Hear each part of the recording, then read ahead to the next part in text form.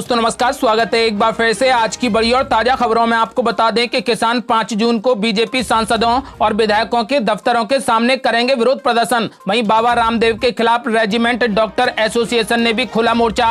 1 जून को होगा देशव्यापी प्रदर्शन। वहीं आर पार के मूड में बाबा रामदेव वीडियो शेयर कर बोले, मेडिकल माफियाओं में हिम्मत है तो आमिर खान से टक्कर लें। वहीं ममता बनर्जी ने केंद्र सरकार पर बोला तगड़ा हमला, बोले बंगाल के पीछे क्यों पड़ी है मोदी सरकार। वहीं कांग्रेस का आरोप, देश के लिए हानिकारक है मोदी सरकार। शिवसेना ने भी साधा तगड़ा निशाना। वहीं बीजेपी अध्यक्ष जेपी नड्डा का बड़ा ऐलान, बोले मोदी वैक्सीन बोल, विपक्ष ने उठाए सवाल, अब टीके के लिए चिल्ला रहे। वहीं अपनी ही सरकार के खिलाफ धरने पर बैठे भाजपा विधायक रखा मौन व्रत। वहीं खौफनाक कानून के इस्तेमाल में टॉप पर है उत्तर प्रदेश, योगी और भाजपा को लग सकता है बड़ा झटका। वहीं तेजस्वी सूर्या और 3 बार विधायक रहे उनके चाचा पर एफआईआर दर्ज करने की मांग। कांग्रेस ने लगाया वैक्सीन पर कमाई का आरोप। वहीं पीएम मोदी बोले, अब भारत अपने खिलाफ साजिश करने वालों को मुंहतोड़ जवाब देगा। वहीं दिल्ली और मध्य प्रदेश में 1 जून से लॉकडाउन में दी जाएगी ढील। देश के इन राज्यों में बड़ी पाबंदियां। और भी बड़ी खबरों को जानने के लिए वीडियो को लाइक कर दें, चैनल को सब्सक्राइब कर लें और घंटी बटन जरूर दबा दें। वहीं पहली बड़ी खबर, किसान 5 जून को बीजेपी सांसदों और विधायकों के दफ्तरों के सामने करेंगे विरोध प्रदर्शन। ये आपको बता दें कि संयुक्त किसान मोर्चा ने कहा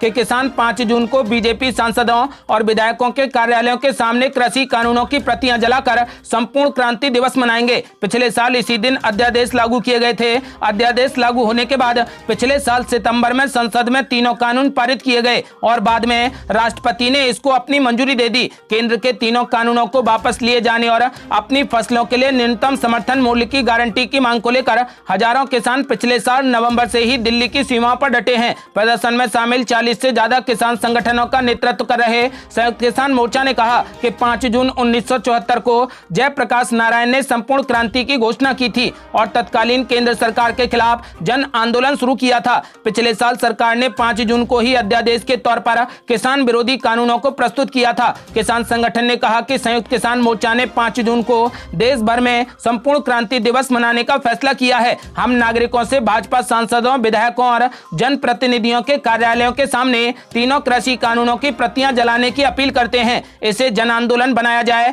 और सरकार को कृषि कानून वापस लेने के लिए मजबूर किया जाए। प्रदर्शनकारी किसानों ने पूर्व प्रधानमंत्री चौधरी चरण सिंह की पुण्यतिथि पर उनको श्रद्धांजलि दी और कृषि, किसानों और गांव के विकास में उनके योगदान को याद किया। संयुक्त किसान मोर्चा के मुताबिक पंजाब के दुआवा से किसान का एक बड़ा जत्था सिंघू बॉर्डर पहुंच चुका है और आगामी दिनों में कई और किसानों के जत्थे आंदोलन से जुड़ने की संभावना है। आपको बता दें कि अब किसानों ने सरकार के खिलाफ मोर्चा खोल दिया है और 5 जून को संपूर्ण क्रांति दिवस मनाने का ऐलान किया है। यदि आप भी संपूर्ण क्रांति दिवस का खुलेआम समर्थन करते हैं तो इस वीडियो को लाइक कर अपनी राय हमें कमेंट बॉक्स में जरूर दें।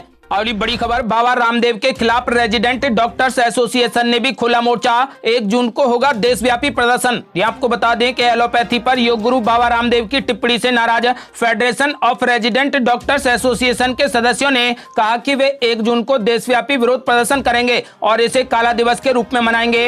एक बयान में महासंघ ने बाबा रामदेव से बिना शर्त खुले सार्वजनिक माफी की मांग की है। योग गुरु बाबा रामदेव ने कोरोना वायरस संक्रमण के इलाज के लिए इस्तेमाल की जा रही कुछ दवाओं पर सवाल उठाया और उन्हें यह कहते हुए सुना गया कि कोविड-19 के लिए एलोपैथिक दवाएं लेने से लाखों लोग मारे गए हैं। उनके इन बयानों के बाद विवाद छिड़ गया है। पहले इंडियन मेडिकल एसोसिएशन ने उनके बयानों का जोरदार तरीके से विरोध किया, उसके बाद उनके खिलाफ पुलिस में शिकायत भी दर्ज कराई गई है। आपको बता दें कि फिलहाल 1 जून के लिए तगड़े प्रदर्शन का ऐलान कर दिया गया। केंद्रीय स्वास्थ्य मंत्री डॉक्टर हर्षवर्धन ने बाबा रामदेव से उनके बेहद दुर्भाग्यपूर्ण बयान को वापस लेने के लिए कहा। इसके बाद बाबा रामदेव को अपने बयान वापस लेने पड़े। हालांकि योग गुरु बाबा रामदेव यहीं नहीं रुके, उन्होंने अगले ही दिन एक ट्वीट किया और इंडियन मेडिकल एसोसिएशन से 25 सवाल पूछे। पत्र में एलोपैथी के जरिए बीमारियों के स्थायी निदान क्या हैं, इसके बारे में पूछा गया। आपको बता दें कि भारतीय चिकित्सा संघ की बंगाल इकाई ने योग गुरु बाबा रामदेव के खिलाफ उनकी इस कथित टिप्पणी के लिए पुलिस में एफआईआर दर्ज कराई है कि डॉक्टरों सहित कई कोविड-19 रोगियों की मौत हो गई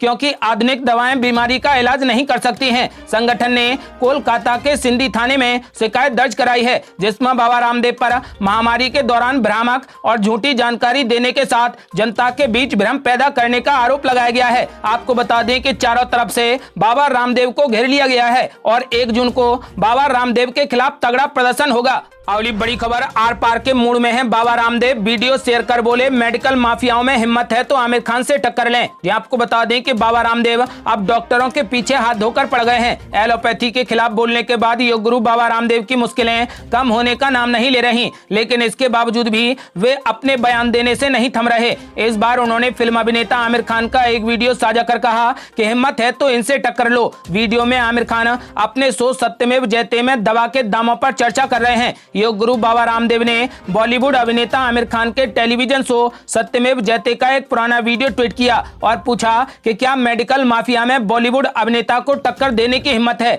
दरअसल वीडियो में आमिर खान को डॉक्टर समित शर्मा के साथ बात करते हुए देखा जा सकता है, जो एक जेनरिक दवा और ब्रांडेड दवा के बीच में कीमत के अंतर को बता रहे हैं। आपको बता दें कि इस सब के बाद भी बाबा रामदेव ने एक बार फिर से एलोपैथी चिकित्सा पद्धति के खिलाफ आग उगल दी है। उन्होंने कहा कि इमरजेंसी चिकित्सा वे ऑपरेशन तुम कर लो, ये सब मैं भी जानता हूं, आप गलतफहमी में मत रहना। सरकार ने अगर आयुर्वेद को शल्य चिकित्सा की अनुमति दे दी तो आप सभी के पेट में दर्द हो जाएगा। जिसे शल्य चिकित्सा आती है वो ये सब कर सकता है। जोर देकर बाबा रामदेव बोले कि सर्जरी कोई साइंस नहीं है बल्कि स्किल्ड है। जब रेड़ा में एक अनपढ़ व्यक्ति 1 मिनट में शल्य चिकित्सा कर शरीर के किसी भी अंग से गांठ को बाहर निकाल देता है और रोगी भी स्वस्थ रहता है, एक दिन शिविर में लाकर उसकी लाइव शल्य चिकित्सा दिखाऊंगा। बाबा रामदेव ने कहा कि करोड़ों लोगों के उनके साथ जुड़ने से उनके सपने भी बड़े हैं। देश की शिक्षा भी बदलनी है, आंखों के सामने अपने हाथों से बदलनी है। आपको बता दें कि बाबा रामदेव अब हाथ धोकर डॉक्टरों के पीछे पड़ गए हैं। और ये बड़ी खबर, ममता बनर्जी ने मोदी सरकार पर बोला तगड़ा हमला, कहा बंगाल के पीछे क्यों पड़ी है मोदी सरकार। ये आपको बता दें कि मोदी सरकार पर निशाना साधते हुए ममता बनर्जी ने सवाल किया कि आखिर मोदी सरकार बंगाल के पीछे क्यों पड़ी है। यहाँ मुख्य सचिव बंगाली हैं, क्या मोदी सरकार इससे परेशान है। ममता बनर्जी ने कहा कि वो बंगाली और गैर बंगाली की राजनीति में नहीं पड़ना चाहती, बस जनता के लिए काम करना चाहती है जो केंद्र सरकार नहीं करने दे रही। ममता बनर्जी ने कहा कि मैं दीघा में तूफान पीड़ित इलाकों का दौरा कर रही थी, मुझे पत्र मिला कि मुख्य सचिव को दिल्ली बुलाया जा रहा है। मोदी सरकार बदले की ये राजनीति क्यों कर रही है, मुझे और बंगाल को क्यों बदनाम किया जा रहा है। हमारी मदद करने के बजाय मुख्य सचिव को वापस बुलाया जा रहा है। ममता बनर्जी ने कहा कि दिल्ली में भी बंगाल के कई अधिकारी हैं, क्या हमें उन्हें वापस बुला लेना चाहिए। राज्य सरकार की मांग पर अलापन बंदोपाध्याय के सेवा विस्तार के फैसले का हवाला देते हुए ममता बनर्जी ने कहा कि मुख्य सचिव राज्य का हिस्सा हैं, भले ही वे केंद्र सरकार से आते हैं, लेकिन सरकारिया आयोग के बाद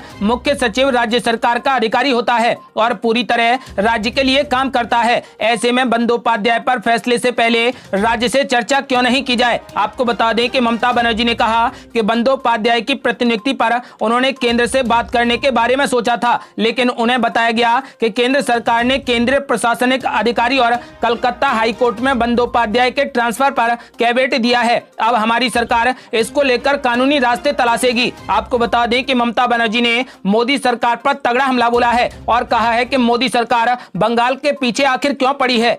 और बड़ी खबर, कांग्रेस का बड़ा आरोप, कहा देश के लिए बहुत हानिकारक है मोदी सरकार। शिवसेना ने भी बोला तगड़ा हमला। जी आपको बता दें कि मोदी सरकार के 7 साल पूरे होने पर कांग्रेस ने बड़ा आरोप लगाया है कि ये सरकार देश के लिए बहुत हानिकारक है। ये हर मोर्चे पर विफल रही और इसने लोगों के विश्वास के साथ विश्वासघात किया है। उधर शिवसेना नेता संजय राउत ने कहा कि मोदी सरकार को आत्मविश्लेषण करना चाहिए। कांग्रेस के प्रवक्ता रणदीप सिंह सुरजेवाला ने कहा कि सच्चाई ये है कि मोदी सरकार के 7 साल 140 करोड़ लोगों के देश के लिए अथाह पीड़ा और अथाह तबाही की कहानी है। कांग्रेस ने सरकार की 7 बड़ी भूलों को गिनाते हुए आरोप लगाए। केंद्र सरकार की प्रमुख विफलताओं को सूचीबद्ध करते हुए कांग्रेस ने गिरती अर्थव्यवस्था, बढ़ती बेरोजगारी और मुद्रास्फीति और कोविड-19 कुप्रबंधन के भी आरोप लगाए हैं। कांग्रेस नेता राहुल गांधी ने कहा कि सरकार को सिर्फ एक मासिक भाषण नहीं बल्कि कोरोना वायरस से लड़ने के लिए सही इरादे, नीति, दृढ़ संकल्प की जरूरत है। गांधी ने ट्वीट कर कहा कि कोरोना से लड़ने के लिए आपको सही इरादे, नीति और दृढ़ संकल्प चाहिए। महीने में एक बार सिर्फ व्यर्थ की बात नहीं करना। शिवसेना सांसद संजय राउत ने कहा कि जवाहरलाल नेहरू के समय में पिछली सरकारों के अच्छे कामों के कारण भारत आज एक राष्ट्र के रूप में जीवित है और वर्तमान मोदी सरकार को इस पर आत्म मंथन करने की जरूरत है कि क्या वह लोगों की बुनियादी जरूरतों को पूरा करने में सक्षम है। महाराष्ट्र कांग्रेस ने नरेंद्र मोदी सरकार की 7वीं वर्षगांठ को काला दिवस के रूप में मनाया और केंद्र पर देश को कोविड-19 संकट में धकेलने का भी आरोप लगाया है। और ये बड़ी खबर, बीजेपी अध्यक्ष जेपी नड्डा ने विपक्ष पर बोला तगड़ा हमला। कहा मोदी वैक्सीन बोलकर विपक्ष ने उठाई सवाल, अब टीके के लिए चिल्ला रहे। जी आपको बता दें कि मोदी सरकार के 7 साल पूरे होने के अवसर पर बीजेपी के राष्ट्रीय अध्यक्ष जेपी नड्डा ने रविवार को विपक्ष पर जमकर निशाना साधा। जेपी नड्डा ने वैक्सीन के मुद्दे पर विपक्ष को घेरते हुए कहा कि उन्होंने ही टीके को मोदी वैक्सीन बताया था और अब इसके लिए चिल्ला रहे हैं। उन्होंने विपक्षी दलों पर डिजिटल माध्यमों से कार्यक्रम करने का आरोप लगाया है। बीजेपी के राष्ट्रीय अध्यक्ष जेपी नड्डा ने कहा कि विपक्ष ने मोदी वैक्सीन बताते हुए सवाल उठाए और सरकार का मनोबल तोड़ने की कोशिश की, लेकिन अब वे वैक्सीन के लिए चिल्ला रहे हैं। उन्होंने आगे कहा कि 2 कंपनियों में से अब तक 13 कंपनियों को कोरोना रोधी वैक्सीन बनाने की अनुमति दी जा चुकी है। जल्द ही 19 कंपनियां ऐसा करेंगी। महीने में 1.3 करोड़ वैक्सीन बनाने वाली भारत बायोटेक अक्टूबर तक 10 करोड़ वैक्सीन हर महीने बनाना शुरू कर देगी। मालूम हो कि भारत बायोटेक कोरोना के खिलाफ जारी लड़ाई में देसी वैक्सीन कोवैक्सीन का निर्माण कर रही है। जेपी नड्डा ने विपक्ष पर हमला बोलते हुए कहा कि बीजेपी कार्यकर्ता कोविड-19 वैश्विक महामारी के बीच राहत कार्य कर रहे हैं, जबकि विपक्षी दल पृथकवास में चले गए हैं। सभी बीजेपी सांसद, मंत्री और विधायक सरकार के 7 साल पूरे होने के अवसर पर कम से कम 2 गांवों में लाखों लोगों की सेवा करेंगे। और बड़ी खबर, भाजपा में बड़ी बगावत। अपनी ही सरकार के खिलाफ धरने पर बैठे भाजपा विधायक रखा मौन व्रत। ये आपको बता दें कि मध्य प्रदेश के रीवा में भाजपा विधायक ने अपनी ही सरकार के खिलाफ धरना देकर सभी को हैरत में डाल दिया। हम बात कर रहे हैं मऊगंज से भाजपा विधायक प्रदीप पटेल की। प्रदीप पटेल अपनी ही सरकार की व्यवस्थाओं से त्रस्त आकर धरने पर बैठ गए। उनका धरना उनके क्षेत्र में बिजली की समस्या को लेकर है। बिजली की समस्या को ठीक कराने के लिए वे रीवा स्थित अधीक्षण यंत्री कार्यालय में धरने पर बैठ गए। रीवा के अधीक्षण यंत्री कार्यालय में आज ये मामला पूरे दिन गर्माता रहा। भाजपा विधायक प्रदीप पटेल ने अधीक्षण यंत्री कार्यालय में बिस्तर और तकिया भी मांग ली थी। उन्होंने अधीक्षण यंत्री की चैम्बर में अपना बिस्तर लगाया और मौन व्रत धारण कर लेट गए। आपको बता दें कि उन्होंने अपनी ही सरकार पर हमला बोला और मौन व्रत कर लिया। यदि आप भी मोदी सरकार से खुश हैं या फिर मोदी सरकार से परेशान हैं तो अपनी राय हमें वीडियो लाइक कर कमेंट बॉक्स में जरूर दें। और ये बड़ी खबर, खौफनाक कानून के इस्तेमाल में टॉप पर है उत्तर प्रदेश। योगी और भाजपा को लग सकता है तगड़ा झटका। ये आपको बता दें कि देश में खौफनाक कानून कहे जाने वाले गैर कानूनी गतिविधियां अधिनियम यानी यूएपीए का उत्तर प्रदेश में जमकर इस्तेमाल हो रहा है। हालांकि विपक्षी दल इस्तेमाल की जगह दुरुपयोग शब्द का प्रयोग करते हैं। मुख्यमंत्री योगी आदित्यनाथ के सत्ता संभालने के बाद तो एकाएक इस कानून के तहत दर्ज होने वाले मामलों में तेजी आ गई है। नए और पुराने केसों की गति में 70% से ज्यादा का अंतर हो गया है। जम्मू कश्मीर और उत्तर पूर्व के राज्य भी उत्तर प्रदेश से पीछे छूट गए। साल 2017 में यूपीए के तहत यूपी में 109 मामले दर्ज हुए थे, जिनमें से 382 लोगों को गिरफ्तार कर लिया गया। अगले साल यानी 2018 में 107 केसों में से 479 लोगों को गिरफ्तार किया गया और 2019 में दर्ज हुए 81 मामलों में 498 लोगों को गिरफ्तार कर लिया गया। विपक्षी दलों का कहना है कि मुख्यमंत्री योगी आदित्यनाथ और भाजपा दोनों को इस कानून का दुरुपयोग अगले साल होने वाले विधानसभा चुनावों में तगड़ा झटका दे सकता है।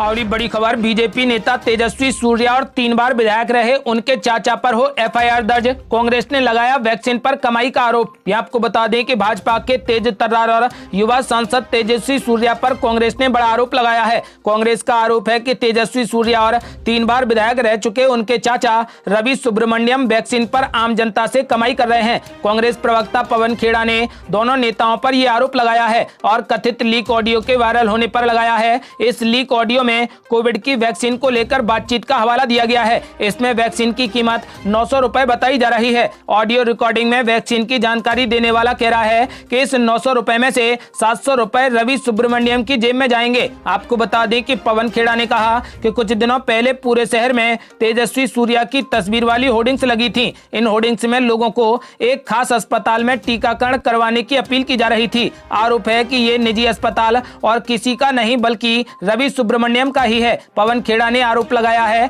इस महामारी की मुश्किल घड़ी में भी रवि सुब्रमण्यम और तेजस्वी सूर्या कमाई के अवसर तलाश रहे हैं। आपको बता दें कि कांग्रेस ने तेजस्वी सूर्या पर एफआईआर दर्ज करने की मांग की है।